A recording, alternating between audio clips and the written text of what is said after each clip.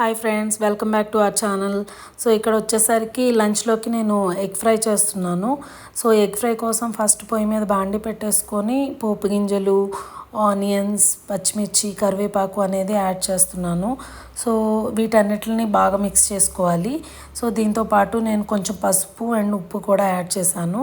So ఇవి add చేసేసి బాగా మిక్స్ చేసుకోవడం వల్ల ఈ ఉప్పు పసుపు అనేది ఆనియన్కి బాగా పడుతుంది. సో దానివల్ల మనకి టేస్ట్ అనేది చాలా బాగుంటుంది. ఇది చాలా క్విక్ రెసిపీ. సో మనకి ఎక్కువ కర్రీస్ చేసుకోవడానికి టైం లేదు అన్నప్పుడు ఈజీగా ఇచ్చేసేసుకోవచ్చు. మంచిగా వేడి వేడి అన్నంతో సర్వ్ చేసుకుంటే చాలా బాగుంటుంది. సో ఇక్కడ ఈ ఆనియన్స్ అనేవి ఫ్రై అయిపోయాయి. నేను దీంట్లోకి ఎగ్స్ అనేవి బ్రేక్ చేసి యాడ్ చేస్తున్నాను. సో ఇక్కడ చూసారంటే నేను ఎగ్స్ని యాడ్ చేస్తున్నాను.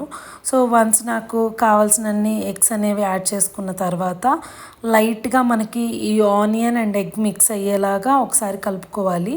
సో ఇలా కలుపుకోవడం వల్ల ఏంటి అంటే ఆనియన్స్కి ఎగ్స్కి బాగా పడుతుంది. సో మనం తినేటప్పుడు ఓన్లీ ఆనియన్ తిన్నట్టు, ఓన్లీ ఎగ్ తిన్నట్టు కాకుండా మంచిగా ఎగ్ అండ్ ఆనియన్ ఫ్లేవర్ని ఎంజాయ్ చేసినట్టు ఉంటుంది. సో ఇక్కడ బాగా మిక్స్ చేసేసి లిడ్తో కవర్ చేస్తున్నాను. సో లిడ్తో కవర్ చేసి మీడియం ఫ్లేమ్ మీద ఒక 5 minutes కుక్ చేసాము అంటే ఈ ఎగ్ అనేది బాగా కుక్ అవుతుంది. సో వన్స్ దీన్ని ఇంకొకసారి మిక్స్ చేసుకొని అగైన్ లిడ్ పెట్టుకొని ఇంకొక 2 minutes మనం ఫ్రై చేసుకోవాలి. సో ఇలా ఫ్రై చేసుకోవడం వల్ల ఏంటి అంటే ఎగ్ అనేది మంచిగా ఫ్రై అవుతుంది, లోపల కూడా మంచిగా ఫ్రై అవుతుంది.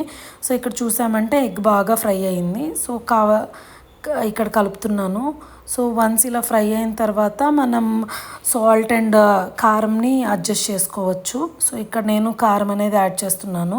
నేను ఆల్రెడీ మిర్చి యాడ్ చేశాను కాబట్టి నేను కొంచెం కారంనే యాడ్ చేస్తున్నాను. సో వన్స్ కారం కూడా యాడ్ చేసిన తర్వాత ఒకసారి మళ్ళీ కలుపుకొని లిడ్తో కవర్ చేసి పెట్టాము అంటే కారం అనేది అన్ని ముక్కలకి మంచి flavour update. Egg fry ready అయిపోయింది. ఇలాంటి మోర్ వీడియోస్ కోసం నా ఛానల్ని సబ్స్క్రైబ్ చేయండి.